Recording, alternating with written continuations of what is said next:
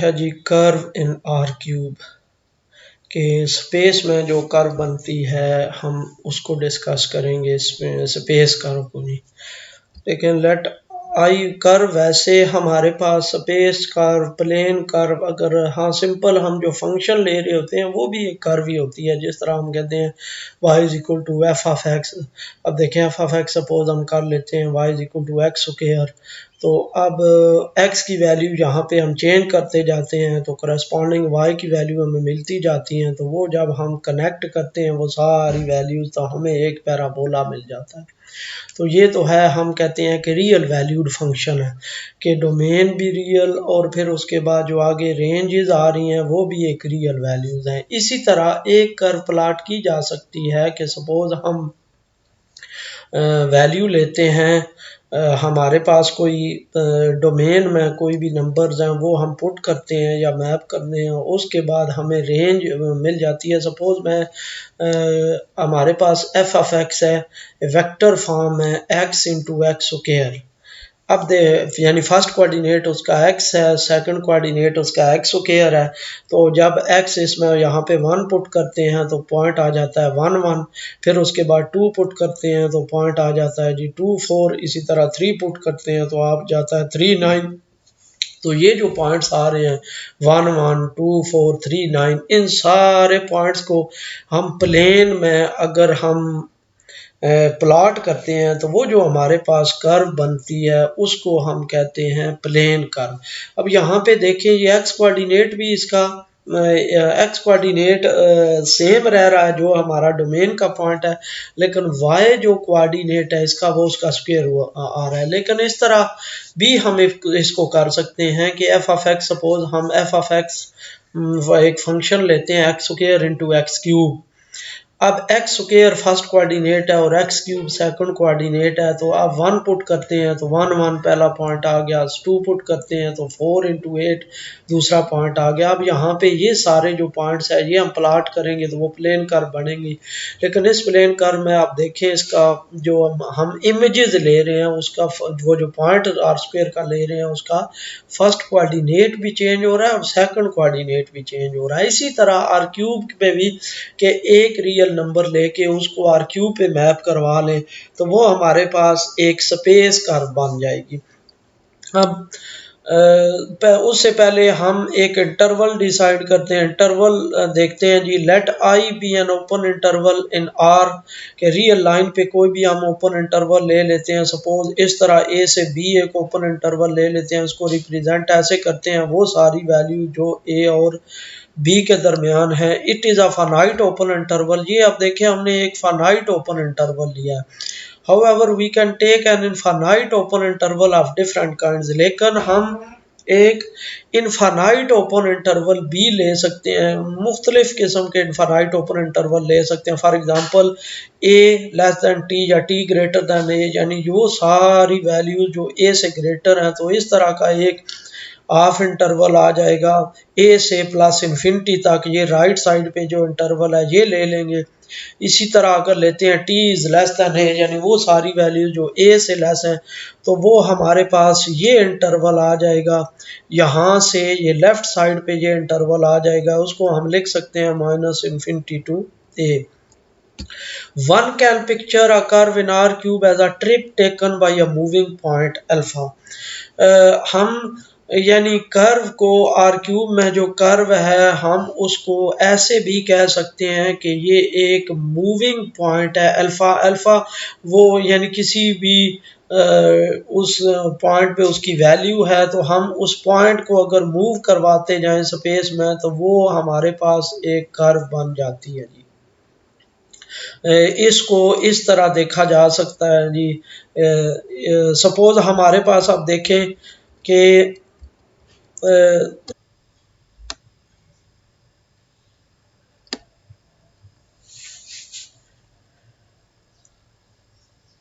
यहाँ पे देखें ये हमारे पास एक कर्व है जिसकी पैरामीट्रिक इक्वेशन है एक्स ऑफ टी, टी का स्क्वायर रूट cos 4t और y ऑफ टी, टी का स्क्वायर रूट साइन 4t और z of t is equal to t का स्क्वायर रूट।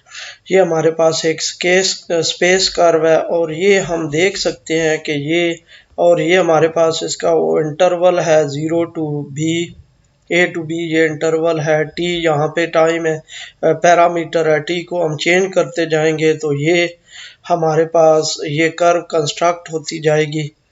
अब देखिए कि T यहाँ पे इस तरह अगर हम इसको प्ले करते हैं तो देखिए ये कर्व और इधर नज़र आ रही है एज अ मूविंग पॉइंट के तौर पे। ये देखिए टी की वैल्यू जब चेंज हो रही है यहाँ पे तो ये डिफरेंट पॉइंट्स दे रहा है स्पेस में, और इस तरह ये पूरी कर्व कंस्ट्रक्ट हो रही है। अब देख सकते हैं जी, ये मूविंग पॉइंट के तौर पे ये कर्व देखी जा सकती है जी। ये यहाँ से स्टार्ट हो रही है। जब हमने ए और बी, ए से बी इंटरवल लिया है, ए और बी इंटरवल के दरमियान टी की वैल्यू यानी ए और बी इंटरवल के दरमियान ले रहे हैं जी वैल्यूज़, और ए और बी के दरमियान से वैल्यू लेके तो ये एक्स वाई और जी डिफरेंट पॉइंट्स हैं, वो डिफरेंट पॉइंट्स ये प्लाट होते जा रहे हैं स्पेस में, और इस तरह की एक कर्व कंस्ट्रक्ट हो रही है।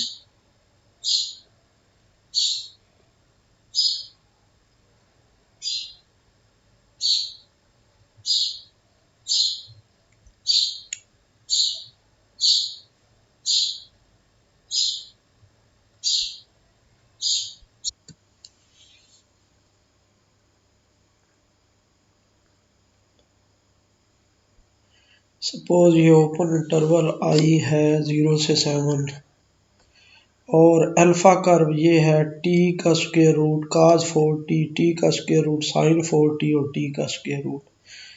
Eight each time t in some open interval alpha is located at that point। यानी किसी भी टाइम t के लिए जब t की वैल्यू वेरी करेगी 0 से 7 ओपन इंटरवल में, तो अल्फ़ा लोकेट किया जा सकता है इस पॉइंट से, यानी उसके कोऑर्डिनेट्स होंगे अल्फ़ा 1t, अल्फ़ा 2t और alpha 3t in R cube. In rigorous terms it can be said that alpha is a function from i to r cube. यानी एक्सप्लिसिटली रिगरसली हम ये कह सकते हैं कि जो अल्फ़ा है, ये जो कर्व है, ये बेसिकली क्या है, एक फंक्शन है ओपन इंटरवल से आर क्यूब में, and the real valued functions alpha 1, alpha 2, alpha 3 are its Euclidean coordinate functions। तो ये जो हमारे पास है रियल वैल्यूड फंक्शंस, ये यूक्लिडियन कोऑर्डिनेट फंक्शंस हैं जिस तरह ये ऊपर दिए गए हैं, यानी कि ये अल्फा 1 है, ये अल्फा 2 है और ये अल्फा 3 है। रियल वैल्यूड फंक्शंस है क्योंकि यहाँ पे आप देखें कि टी की वैल्यू जब इस इंटरवल से 0 से लेके 7 तक टी की वैल्यू, तो जो टी की वैल्यू यहाँ पे पुट करेंगे तो एक कोई उसका आउटपुट एक रियल नंबर आ रहा होगा। इसी तरह यहाँ पे भी टी की वैल्यू जो भी पुट करेंगे 0 से 7 ओपन इंटरवल में तो कोई रियल नंबर देगा, और इसमें भी थर्ड में भी। इसलिए हम कह रहे हैं कि ये जो अल्फ़ा 1 है, अल्फ़ा 2 है और अल्फ़ा 3 है, ये क्या है, एक रियल वैल्यूड फंक्शंस है, ये यूक्लिडियन कोऑर्डिनेट फंक्शंस है।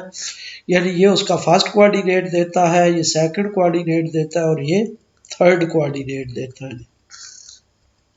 Differentiable curve, the function or the curve alpha is said to be differentiable provided its Euclidean coordinate functions are differentiable in the usual sense।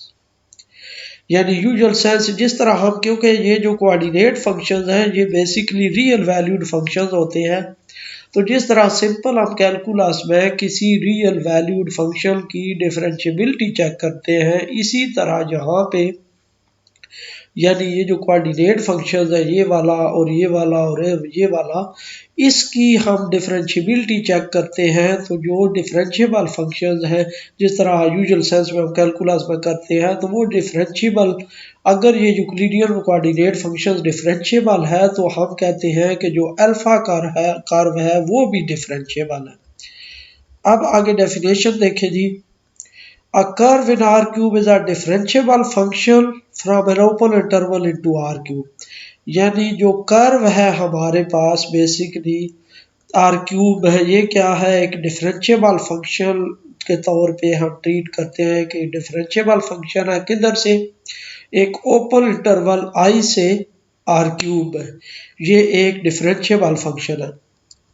अब देखें यहाँ पे ये जो एग्जांपल है, ये जो कर्व की एग्जांपल है, स्पेस में ये जो कर्व बन रही है, आप देखते हैं कि ये स्पेस में हमारे पास ये कर्व किस टाइप की बन रही है और कैसे बन रही है, यानी कैसे यहाँ पे टी की वैल्यू पुट करते हैं तो फिर ये एक स्पेस का पॉइंट मिलता है, फिर उसको प्लॉट करते हैं और सारे पॉइंट्स जब वो प्लॉट हो जाते हैं तो वो एक कर्व की शेप कैसे बनती है वो देखते हैं इसमें।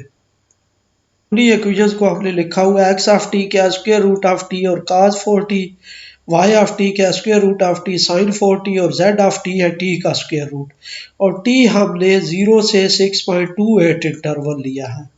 अब टी की वैल्यू यहाँ से चेंज होती हुई ए बी वही इंटरवल जो है, हम जो आई ओपन इंटरवल ले रहे हैं, हम ले रहे हैं 0 से कुछ 7 तक या इस तरह कुछ ले रहे हैं। तो अब टी की वैल्यू जब देखें, अब टी की वैल्यू जब ये पॉइंट है हमारे पास, जब टी की वैल्यू ये आ रही है 2.14, तो टी की वैल्यू जब इधर पुट करेंगे, जो इधर पुट करेंगे और इधर पुट करेंगे तो ये हमारे पास पॉइंट आ रहा है। इसी तरह जब आप देखें, जब हम प्ले करते हैं इसको, आप प्ले करते हैं तो आप देखें कि जो टी की वैल्यू यहाँ पे चेंज हो रही है, तो जो टी की वैल्यू उसके करस्पॉन्ड, ये जो टी की वैल्यू है उसके करस्पॉन्ड स्पेस में हमारे पास वो सारे पॉइंट्स मिलते जा रहे हैं, और उन सारे पॉइंट्स को जब हम प्लॉट करते जाते हैं तो अल्टीमेटली ये शेप हमारे पास बन जाती है। इस तरह हम सारे उसको, यानी 0 से 7, ये जो हमारे पास ये कर्व है, जो अल्फा कर्व है जिसका फर्स्ट कोऑर्डिनेट ये है, सेकंड कोऑर्डिनेट ये है और थर्ड कोऑर्डिनेट ये है, इसको हम प्लॉट कर लेते हैं। आप सभी अगर इसको हमने सवाल देखना है सिंपल हमने, तो आप देखें, अब यहाँ पे आप देखें तो टी स्लोली मूव कर रहा है। अब टी की वैल्यू जब आस्ता आस्ता चेंज हो रही है तो ये जो कर्व है, ये डिफरेंट पॉइंट्स इसी तरह हमें मिलते जा रहे हैं, स्लोली स्पेस में पॉइंट्स मिलते जा रहे हैं। बेसिकली क्या है, यानी यही ये जो ओपन इंटरवल है, ये इसमें से टी की वैल्यू लेके तो हम स्पेस में ये पॉइंट प्लॉट करते जा रहे हैं। वो जो स्पेस में पॉइंट प्लॉट करते जा रहे हैं तो उन पॉइंट्स को से हमारे पास इस कर्व की ये शेप मिलती जा रही है।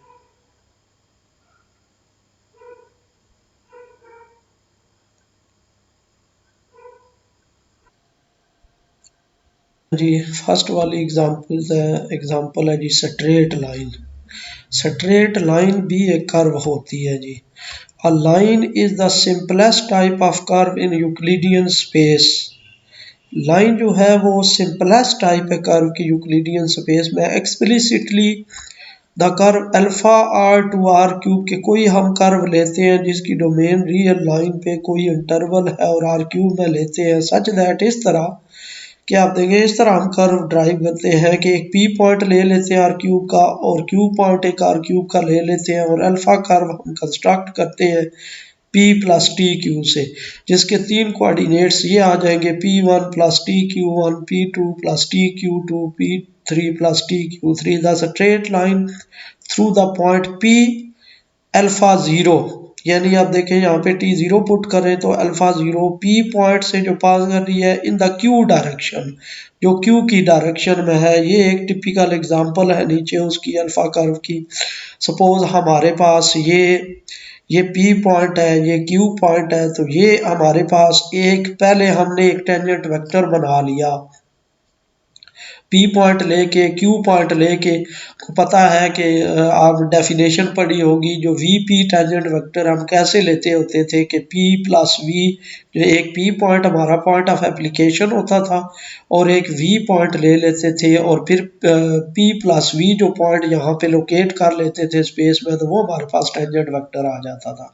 अब इस तरह वो वी की जगह पे हमने क्यू ले लिया है तो ये एक टेंजेंट वेक्टर आ गया। अब जब 2 क्यू लेंगे तो वो यहाँ पे यहाँ तक एक्सटेंड हो जाएगा। इसी तरह जब 3Q लेंगे तो ये इधर एक्सटेंड हो जाएगा, 3 टाइम हो जाएगा इसी वेक्टर का, और 4 टाइम, 5 टाइम, इस तरह इस डायरेक्शन में ये कर्व इंक्रीज करती जाएगी। इसी तरह जब हम माइनस लेंगे तो ये P माइनस Q ये वेक्टर आ गया, फिर -2Q लेंगे तो ये वेक्टर आ गया। तो इस तरह दोनों साइड्स पे ये कर्व एक्सटेंड होगी। जब दोनों साइड पे ये कर्व एक्सटेंड होगी तो उसको ये जो कर्व होगी, स्ट्रेट लाइन जो बनेगी, ये एक सिंपलेस्ट टाइप होगी कर्व की।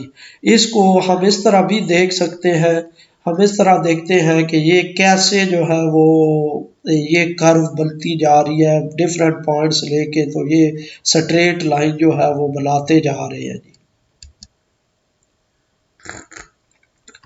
यहाँ पे आप देखें कि हमने ये पैरामीट्रिक इक्वेशन ये ले लिया, x ऑफ t is equal to 1 plus t. अब p पॉइंट यहाँ पे क्या हमने लिया है 1 1 2, और q पॉइंट क्या लिया है जी 1 1 और 3, और p प्लस टी क्यू के अकॉर्डिंग जो फर्स्ट कोऑर्डिनेट है वो 1 प्लस टी है, सेकंड कोऑर्डिनेट 1 प्लस टी है, और थर्ड कोऑर्डिनेट है 2 प्लस 3t। अब इनसे ये कर्व या ये स्ट्रेट लाइन हम पूरी कैसे बना रहे होते हैं जी, ये एक्स ये तीनों है। जब हम इसको प्ले करते हैं तो आप देखें कि ये स्ट्रेट लाइन एक बनती जा रही है। ये टी पहले वो नेगेटिव वैल्यूज थी तो वो नेगेटिव ये कंट्रैक्ट हो रहा है, कंट्रैक्ट हो रहा है, फिर उसके बाद ये टी हमारे पास जब पॉजिटिव वैल्यू होगी तो इस तरह ये इंक्रीज करता जाएगा। अब दोबारा अब देख सकते हैं, अब देखिए नेगेटिव वैल्यूज है ले रहे हैं तो ये कंट्रैक्ट होता जा रहा है वेक्टर, ये इसी तरह ये इधर से कंट्रैक्ट हो गए, फिर उसके बाद ये पॉजिटिव साइड पे ये वेक्टर जाता जा रहा है, और फिर ये इस तरह स्ट्रेट लाइन पूरी बन जाएगी। और ये एक सिंपलेस्ट टाइप है किसी कर्व की।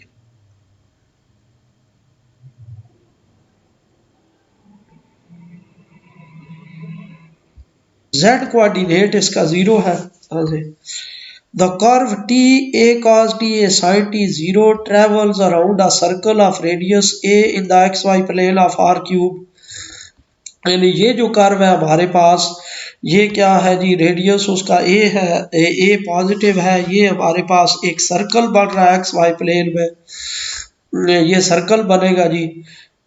और अगर हम इसको देखते हैं इस तरह, आप देखें कि if we allow this curve to rise और fall at a constant rate we obtain a helix given by the formula a cos t a sin t bt। अगर हम यानी यहाँ पे ये जो थर्ड कोऑर्डिनेट है उसको नॉन जीरो कर लेते हैं तो ये हमारे पास ये जो कर्व है वो राइज कर रही होगी या फॉल कर रही होगी, ये एक हेलिक्स की फॉर्म है। यानी ये जो है ये हमारे पास एक सर्कल को रिप्रेजेंट करेगी। और जब हम इसको करेंगे इस तरह, जब हम इसमें ये नॉन जीरो रख देंगे ये थर्ड कोऑर्डिनेट, तो ये राइज या फॉल कर रही होगी एक्स डायरेक्शन में। अब ये देखते हैं जी कि ये कैसे कर्व बन रही होती है जी।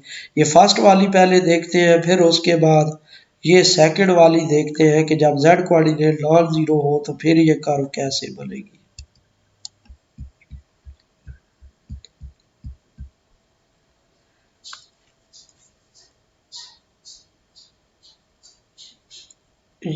ये देखें कर्व बनती जा रही है, यहाँ पे हमने a को 1 रखा है और b को 0 रखा है। तो वो जिस तरह हमने उधर पढ़ा था कि ये एक्स वाई प्लेन में ये पूरा सर्कल बन रहा है, एक सर्कल बन रहा है, तो उसको हम देख रहे हैं। तो ये पूरी ये एक कर्व बनती जा रही है in the form of circle x y plane में। ये देखें ये बार बार रिपीट हो रहा है, ये पॉइंट्स डिफरेंट पॉइंट हम ले रहे हैं वो टी की डिफरेंट वैल्यूज के लिए, ये पूरा एक कर्व जो है वो एक सर्कल बना रही है इस तरह। अब अगर z कोऑर्डिनेट को जीरो नॉन जीरो रख देते हैं, सपोज z कोऑर्डिनेट को हम ये रख देते हैं जी 1/4 रख देते हैं, तो ये हमारे पास अब ये देखें एक हेलिक्स की फॉर्म बनती जा रही है। ये आप देख सकते हैं जी कि ये देखें ये हेलिक्स कंस्ट्रक्ट हो रहा है जी। अब ये डिफरेंट वैल्यूज के लिए ये हेलिक्स कंस्ट्रक्ट हो रहा है जी। देखें जी वो डिफरेंट पॉइंट्स प्लाट हो रहे हैं स्पेस में और ये हीलिक्स की फॉर्म बनती जा रही है। यहाँ पे ये जब एक दफ़ा ये यहाँ पे ये टी की डिफरेंट वैल्यूज़ के लिए ये पूरा वो हीलिक्स कंस्ट्रक्ट हो रहा है। फिर यहाँ से जब स्टार्ट करेंगे यहाँ पे ये एंड हो जाएगी टी की वैल्यूज़ यहाँ से हमने ली हुई है। यहाँ यहाँ टी की इनिशियल वैल्यू है और ये फाइनल वैल्यू है। देखिए इनिशियल वैल्यू के लिए ये स्टार्ट हो रहा है और इस तरह ये हीलिक्स कंस्ट्रक्ट हो रहा है। ये आप देख सकते हैं कि ये हीलिक्स कंस्ट्रक्ट हो जाएगा जी ये टी की डिफरेंट वैल्यूज़ के लिए। अब हमने जेड कोऑर्डिनेट नॉन ज़ीरो रखा है, वो जो बी टी हमने लिखा था, अब बी की वैल्यू हमने 1/10 ले ली है जी। कोई भी वैल्यू ले सकते हैं बी की। आगे थर्ड एग्जांपल है जी the curve alpha t is equal to 1 plus cos t sin t 2 sin t by 2 for all t as a noteworthy property. यानी ये जो कर्व बन रही है हमारे पास ये इसकी एक पार्टिकुलर प्रॉपर्टी है। क्या है जी कि let C be a cylinder over the circle in x y plane with centre at 1 0 0 and radius 1। यानी एक्स वाई प्लेन में एक सिलेंडर हम बना लें किसी सर्कल के ऊपर जिसका सेंटर 1 0 0 पे हो। 1 0 0 का मतलब यह है कि एक्स यूनिट डिस्टेंस 1 है और वाई जेड 0 है और रेडियस उसका 1 हो। यानी एक ऐसा सर्कल बनाएं और उस सर्कल की डिफरेंट कॉपीज आप पेस्ट करते जाएं यानी पूरा वो एक सिलेंडर बन जाए। Then alpha perpetually travels the route sliced from C by the sphere sigma with radius 2 and centre at the origin. तो ये जो अल्फा कर्व है ये यानी कि एक अगर सफ़ियर ले रेडियस टू का सफ़ियर हो जिसका सेंटर ओरिजिन पे हो तो उस पे ये एक स्लाइस्ड इसका यानी ये एक पार्ट इस तरह वो उसका बीच में से वो जो सिलेंडर होगा उसमें से एक सफ़ियर अब ले ले, सफ़ियर का एक पार्ट ले ले तो ये जो होगा हमारे पास ये जो कर्व होगी ये उस सफ़ियर पे ये ट्रैवर्स कर रही होगी। पहले तो देखते हैं कि ये कर्व हमारे पास ये किस तरह बन रही है, ये कर्व किस तरह कंस्ट्रक्ट हो रही है ग्राफिकली इसका व्यू देखते हैं जी।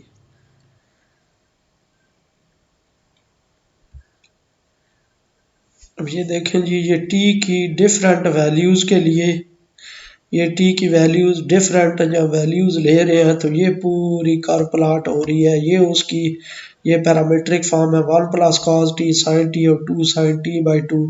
उसके लिए जब टी की डिफरेंट ये वैल्यू लेंगे तो इस तरह ये पूरी कर्व प्लाट हो रही है ये वाली। यहाँ से स्टार्ट हो रही है ये एक यहाँ से ये डिफरेंट वैल्यूज़ लेके तो स्पेस में ये पॉइंट प्लाट करते जा रहे हैं और स्पेस में जब पॉइंट प्लाट करते जा रहे हैं तो वो सारे पॉइंट को ज्वाइन करके तो यहाँ से लेके यहाँ तक ये एक कर्व बन रही है। अब हम इसको देखते हैं कि ये जो कर्व बन रही है ये किस तरह सफ़ियर के ऊपर जो सफ़ियर है रेडियस 2 का जिसका सेंटर ओरिजिन पे है उस पे हम देखते हैं कि ये कैसे वो उस पे राइज कर रही है। अब देखें जी इस फिगर में ये अल्फा कर्व है वो ये हमारे पास वो अल्फा कर्व है जो ये सफ़ियर है हमारे पास सफ़ियर का जो पार्ट है जिसका रेडियस 2 है उस पे ये इस तरह यानी इस एक सिलेंडर इस सफ़ियर के अंदर एक सिलेंडर बनाए जिसका सेंटर 1 0 0 हो और रेडियस उसका 1 हो तो वो उस सिलेंडर के साथ साथ ये इस तरह ये राइज कर रही है वो कर जो अभी हमने देखी है कि वो पॉइंट टू पॉइंट इंक्रीज कर रही है।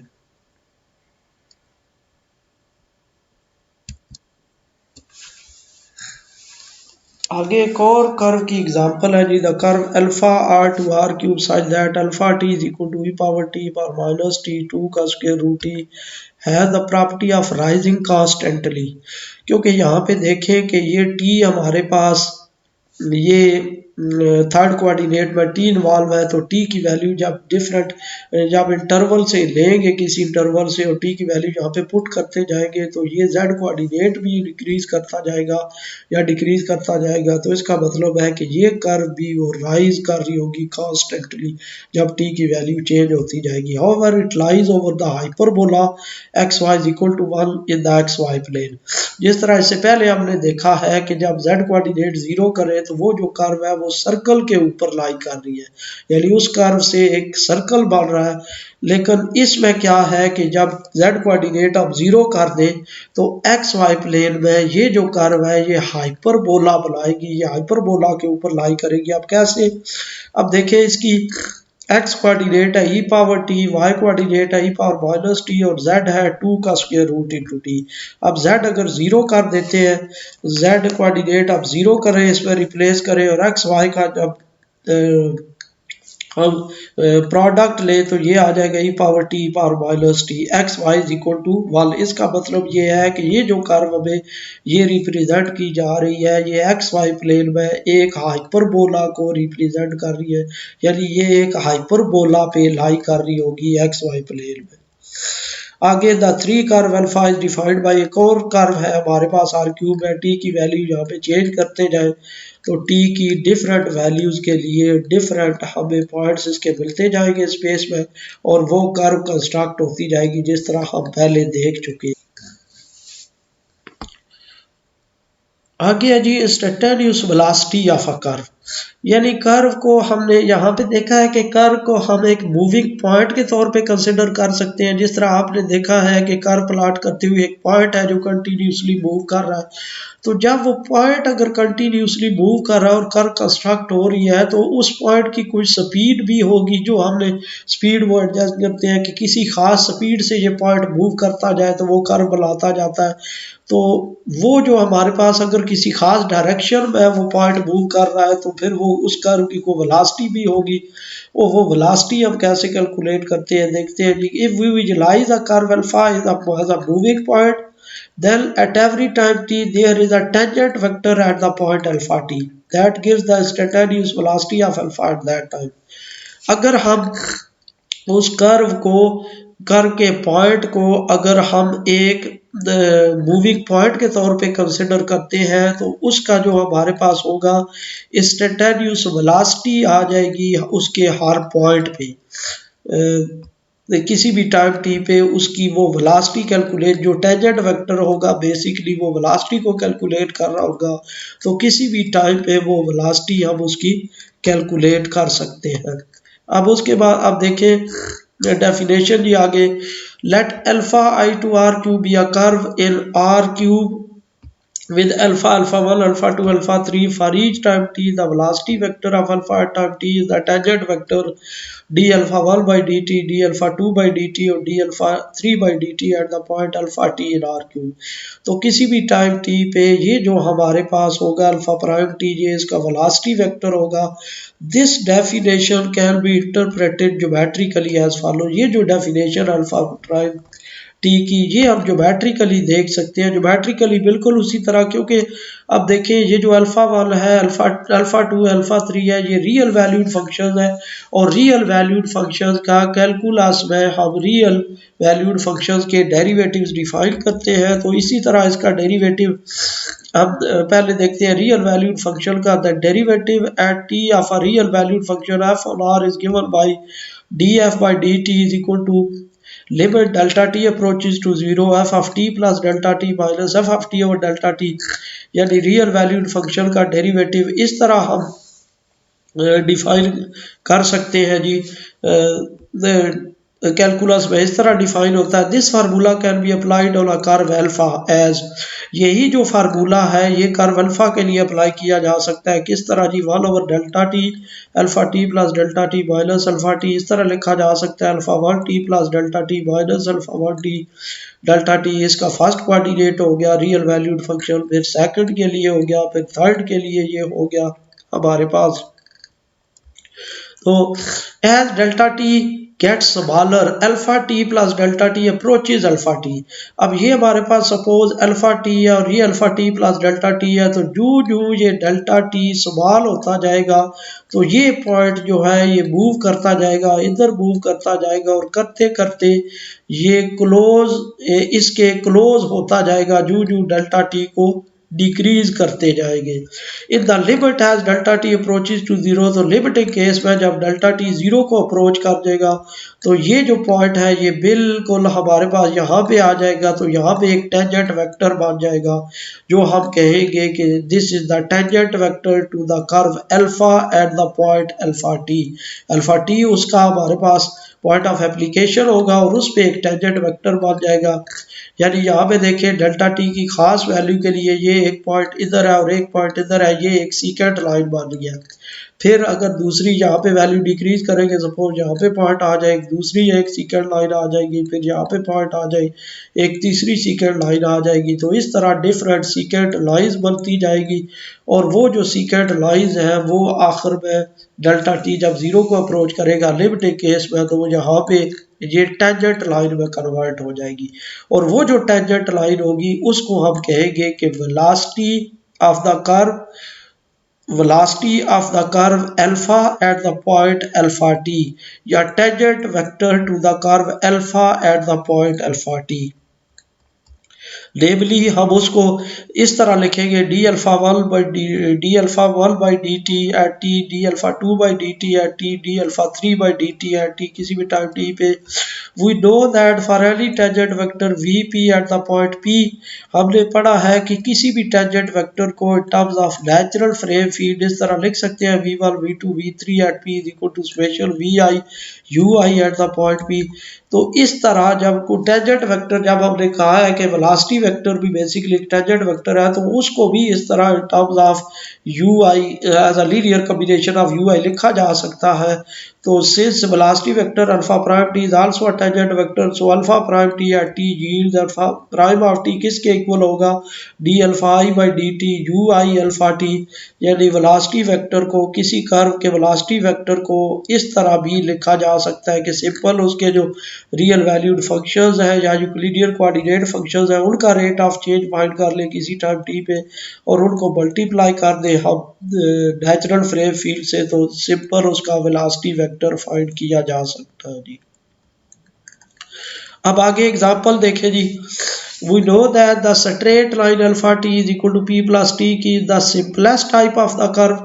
अब ये अब आगे हम डिस्कस कर चुके हैं कि जो अल्फा टी ये जो है ये फॉर्म, ये कर्व, ये हमारे पास एक सब स्ट्रेट लाइन की कर्व है और स्ट्रेट लाइन जो है सिंपलेस्ट टाइप है कर्व की, तो इसका वेलोसिटी वेक्टर कैसे कैलकुलेट कर सकते हैं। अल्फा प्राइम ऑफ टी किसके इक्वल आ जाएगा, ये हमारे पास पी जीरो हो जाएगा, ये q one q two q three at the point alpha t, तो ये आ जाएगा q of alpha t. We can see that the velocity vector q is same for the straight line, showing the fact that all the tangent velocity vector for the straight line are parallel. अब देखिए कि velocity जो है वो एक constant point आ गया है, Q एक वेक्टर आ गया है, तो स्ट्रेट लाइन के लिए जो वेलोसिटी वेक्टर है वो ए की वैल्यू दे रहा होगा हर पॉइंट पे। अल्फा टी यहाँ पे चेंज करते जाए, alpha t one, alpha t two, alpha t three, t की डिफरेंट वैल्यूज़ के लिए ये ए की वैल्यू आ रही होगी क्यू, क्योंकि ये हमारे पास उस फैक्ट को शो कर रहा है कि जो स्ट्रेट लाइन है उसका जो टेंजेंट वेक्टर्स है हर पॉइंट पे देखें तो वो पैरेलल होते हैं। सपोज ये पॉइंट है तो ये टेंजेंट वेक्टर बन रहा है और इस पॉइंट पे ये टेंजेंट वेक्टर बन रहा है और इस पॉइंट पे ये टेंजेंट, हर पॉइंट पे देखें तो जितने भी ये टेंजेंट वेक्टर्स बन रहे हैं ये सारे पैरेलल है। सिर्फ क्या डिफरेंस हो रहा है इसमें आ रहा है कि इनका पॉइंट ऑफ एप्लीकेशन चेंज हो रहा है कि ये पॉइंट है इस पे टेंजेंट वेक्टर ये बना दिया, अब ये पॉइंट है इस पे टेंजेंट वेक्टर ये बना दिया, फिर इस पॉइंट पे ये टेंजेंट वेक्टर इस पे बना दिया। तो वो वही फैक्ट जो इधर लिखा हुआ है कि ये जो पॉइंट ऑफ एप्लीकेशन है सिंपल ये चेंज हो रहा है, बाकी उसकी डायरेक्शन वही है, यानी उसका जो वेक्टर पार्ट है वो वही है। तो इसलिए जितने भी टेंजेंट वेक्टर है, वेलोसिटी वेक्टर है स्ट्रेट लाइन के लिए वो सारे पैरेलल होंगे। आगे एग्जांपल 2 देखें जी। For the helix alpha t is equal to a cos t, a sine t और b t, the velocity vector h alpha prime t is equal to minus a sine t a cos t b. अब देखिए helix की ये इसका velocity vector वही derivative लेंगे तो ये चीज आ जाएगी, since the helix rising constantly showing the constancy of z coordinate of alpha prime t। अब देखिए कि जब वेलोसिटी वेक्टर इसका कैलकुलेट करते हैं तो b हमारे पास कांस्टेंट आ जाता है। जब b कांस्टेंट आ जाएगा, b यहाँ पे कोई भी जो b की वैल्यू होगी, इसका मतलब ये है कि ये जो है ये वेलोसिटी वेक्टर जो है उसका अगर इसकी ये कर्व प्लॉट करें तो ये एक z कोऑर्डिनेट पे एक फिक्स पॉइंट के अराउंड एक सर्कल बनता जाएगा। यहाँ पे क्या है कि ये एक हीलिक्स है, क्यों? क्योंकि z कोऑर्डिनेट भी साथ साथ इंक्रीज हो रहा है तो ये कंटिन्यूसली इंक्रीज हो रहा होगा, लेकिन यहाँ पे ये z कोऑर्डिनेट फिक्स हो जाता है। तो जब z कोऑर्डिनेट फिक्स हो जाता है तो हमारे पास ये एक ही z डायरेक्शन में किसी एक पॉइंट के अराउंड ही ये सर्कल बनाता जाएगा। अब इसको ग्राफिकली देख लेते हैं कि ये दोनों कर्व, ये हमारे पास जो अल्फा कर्व है और उसका ये जो वेलोसिटी वेक्टर है, ये जो टेंजेंट वेक्टर्स है, उनकी ये जो कर्व है ये कैसे हम ग्राफिकली इसको देख सकते हैं। ए की वैल्यू 16 है और बी की वैल्यू 3 है, और फिर वो ए की वैल्यू 16 लेके बी की वैल्यू 3 लेके तो हमारे पास ये एक हीलिक्स बन रहा है। क्यों? हमारे पास ये इक्वेशन है ए cos t, a sine t और बी टी। तो टी के साथ साथ ये बी 3 के साथ साथ टी मल्टीप्लाई होता जाएगा तो ये हमारे पास पूरी ये हीलिक्स बनती जाएगी। लेकिन अगर हम इसका डेरिवेटिव लेते हैं ए कॉस टी और ए साइन टी और बी साइन टी का, तो वो हमारे पास जो आएगा minus a sine t, a cos T और बी ये फिक्स आ जाएगा।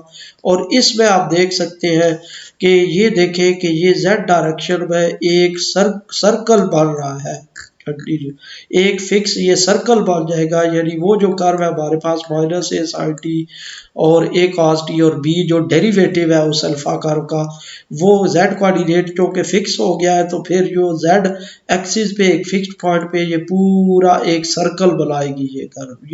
ये कर्व जो है एक सर्कल से रिप्रेजेंट हो रही होगी।